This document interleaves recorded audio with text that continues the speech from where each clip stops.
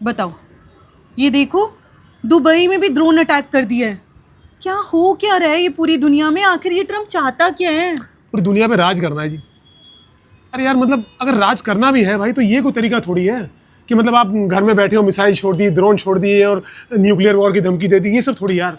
इससे तो वो हमारा वाला ज़माना ठीक होता था यार।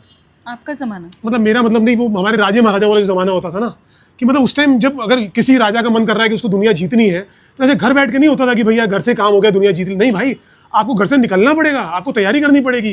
मतलब आप सोचोगे अगर वो वाला ज़माना होता और ट्रम्प को मन कर रहा है कि ईरान पे मेरे को राज करना है तो आपको अपना लश्कर लेके निकलना पड़ेगा, हाथी घोड़े सैनिक वो सब लेके। सोचो, इमेजिन करो, ट्रम्प को मन कर रहा है ईरान जीतने का तो ट्रम्प हाथी पे बैठे हुए हैं, आगे सेना चल रही है, पूरा वो 100-150 किलो का वो लबादा पहना हुआ है, वो बुलेट प्रूफ जो होता था, मुकुट पहना हुआ है 15-20 किलो का, भाला तलवार हाथ में रखी हुई है, और ईरान जा रहे हैं जी। अब ईरान जाने में 4-6 महीने लगेंगे। इतने दूर के सफर में पता लगा जी कूला जाम हो गया है, बैक प्रॉब्लम हो गई है, हालत खराब हो गई है, और उसके बाद फिर रास्ते में कहीं रुकना पड़ रहा है, कहीं बारिश हो गई, तंबू लगाया हुआ है। अब बारिश में ट्रम्प ने अपना तंबू समेटा हुआ है, पेड़ के नीचे छुप के बैठे हुए हैं। अब ट्रम्प को फ्रेश होना है तो पता लगा जी लोटा लेके कहीं जंगल में गए हुए हैं। ऐसे ही होता था ना पहले के टाइम पे तो। और फिर वहाँ पता लगा जी 6 महीने बाद वहाँ पहुंचे राजा से लड़ने।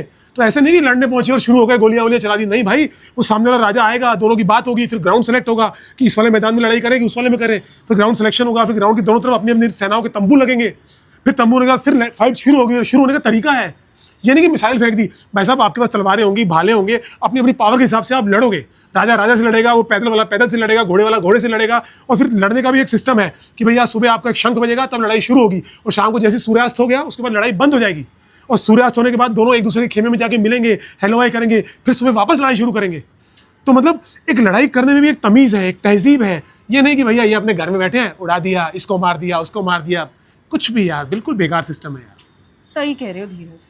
और वैसे आपने वो देखा है, पहले के ज़माने में जो रानियां होती थी कितनी सुंदर सुंदर होती थी और इतने सुंदर सुंदर लहंगे पहनती थी। आपको पता है उनके लहंगों पर रियल गोल्ड का, चांदी का सबका काम होता था।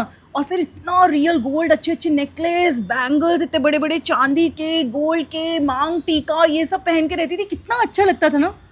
क्या हुआ? यार मैं युद्ध की बात कर रहा हूँ, तू यार रानियों के गेटअप पे चली गई है यार। सोना बैंगल और ये सब लहंगा और सोने का काम क्या हुआ है? हाँ तो कुछ अच्छी ही बात कर रही हूँ ना। यही देखो ना कि हम लेडीज लोग लड़ नहीं रही हैं इस तरह से। हम लोग ऐसी छोटी छोटी चीज़ों में ही खुशी ढूंढ लेती हैं और छोटी छोटी चीज़ों में ही खुश भी रहती हैं। आए बड़े। अरे दुनिया में क्या चल रहा है? तुमको लहंगा और गोल्ड का काम और बैंगल इसमें लग रही हो तुम?